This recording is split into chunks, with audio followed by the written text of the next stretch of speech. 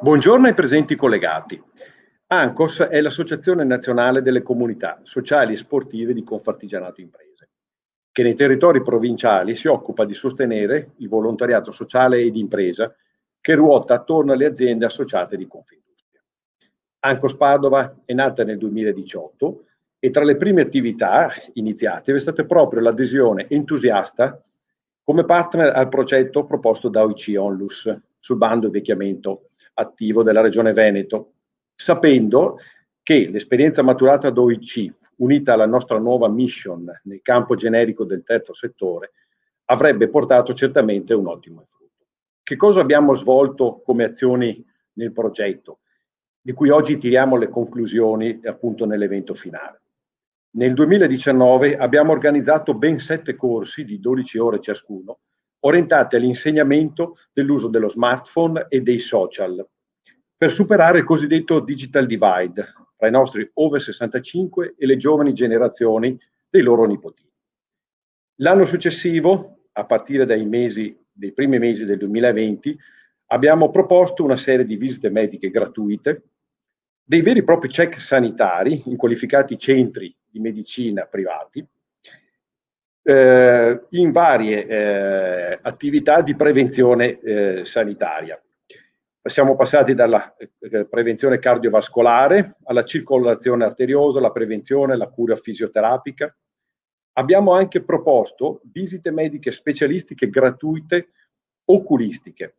Questo perché con ANCOS e Confartigianato Imprese Nazionale abbiamo aderito a uno screening nazionale nel territorio appunto anche di Padova che mira a valutare dal Fondus Oculi l'insorgenza di alcune malattie, tra cui anche l'Alzheimer.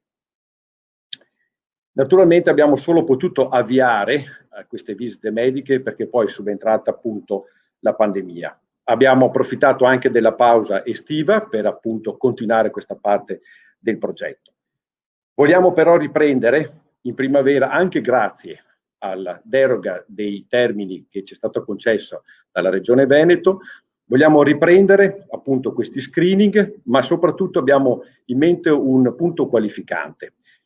Stiamo parlando appunto di organizzare delle attività sportive, ad esempio tornei di bocce, ma anche un piano di insegnamento, intrattenimento, corsi di burraco e di scacchi in modalità FAD, formazione a distanza, così come avviene nelle aziende e anche in questo momento con i nostri giovani figli, no? Alunni di una scuola in modalità così remoto, in maniera che venga garantita la partecipazione in collegamento dalle sedi periferiche, che potranno essere le residenze OIC, ma anche le nostre sedi nel territorio provinciale, sedi di Confartigianato, dove speriamo di poter rincontrare nuovamente i nostri soci anziani e anche tutte le persone over 65 che vorranno raccogliersi in queste nostre appunto attività, perché sono loro che tanto hanno dato alla nostra terra, alla nostra regione, alla nostra generazione e a cui noi dobbiamo molto proprio per superare questi mesi difficili. Grazie dell'attenzione.